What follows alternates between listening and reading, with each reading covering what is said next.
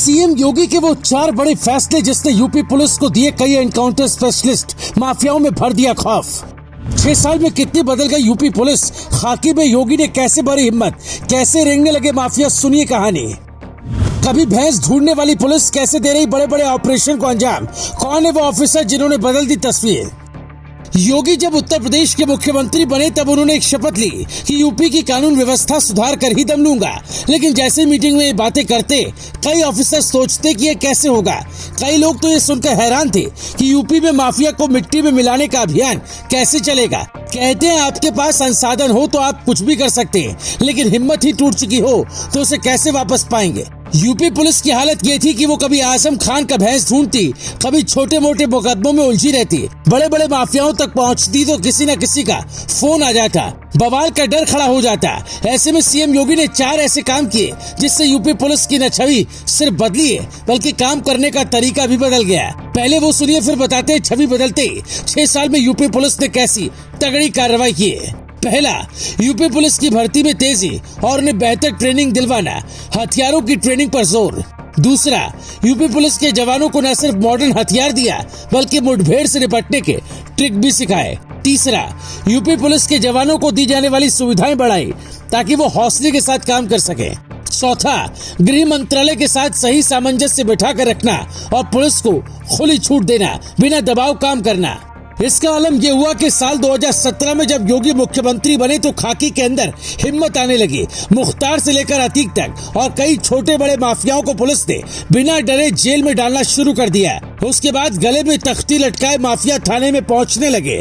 जबकि एक वक्त ऐसा भी था कि यूपी पुलिस के जवान कभी आजम खान की भैंस ढूंढा करते थे, लेकिन अब आजम खान की यूनिवर्सिटी पर बुलडोजर लेकर पहुंचते हैं। ये तब होता है जब सरकार पूरी तरह से पुलिस को छूट दे दे। सिर्फ इतना ही नहीं बल्कि यूपी पुलिस ने 6 सालों में करीब 10,000 से ज्यादा एनकाउंटर किए।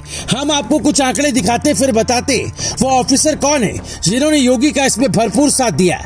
साल 2017 से 2023 तक कुल 10,933 एनकाउंटर हुए, जिसमें 183 कुख्यात बदमाश ढेर हुए, 5,046 बदमाश एनकाउंटर में घायल हुए, 23,448 अपराधी अब तक मुठभेड़ में पकड़े जा चुके हैं। अगर पुलिस के लिहाज से देखें तो 1,443 पुलिसकर्मी घायल हुए जबकि 13 पुलिसकर्मी शहीद हुए। अगर अपराधियों के पकड़े जाने के लिहाज से देखा जाए तो पुलिस को काफी कम नुकसान हुआ। वैसे पुलिस के लिए हर एक जवान कीमती है, पर पहले अगर पुलिस कोई भी ऑपरेशन चलाती थी तो ऐसा सुनने को मिलता था कि बदमाशों को पकड़ना तो दूर, उनसे ढंग से मुकाबला भी नहीं कर पाए और इसी चक्कर में माफियाओं का मनोबल हाई हो रखा था।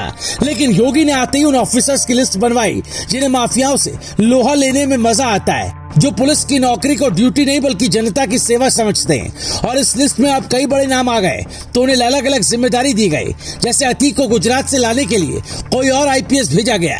अतीक के बेटे के एनकाउंटर के लिए कोई और डिप्टी एसपी थे, जबकि मुख्तार को पंजाब से लाने के लिए किसी और को जिम्मा दिया गया। यहाँ तक कि यूपी की जेलों की सुरक्षा चाक चौबंद करने के लिए योगी ने बीते दिनों ही 3 आईपीएस अफसरों को जिम्मेदारी दी। इसीलिए आज पब्लिक कहती है योगी बाबा के चाहते ही यूपी में शांति लौट आई, वरना उत्तर प्रदेश में कभी माफिया सिर उठाकर घूमते थे और जनता परेशान थी। पर सरकारों का ध्यान इस ओर नहीं था। सरकारों के कई बड़े नेता माफियाओं के घर हाजिरी लगाया करते थे। पुलिसकर्मी भी हाथ बांधे वहां खड़े होते थे पर कुछ नहीं कर पाते थे। योगी बाबा की इस कार्रवाई पर आप क्या कहेंगे, कमेंट में बता सकते हैं। Bureau report, global Bharat TV.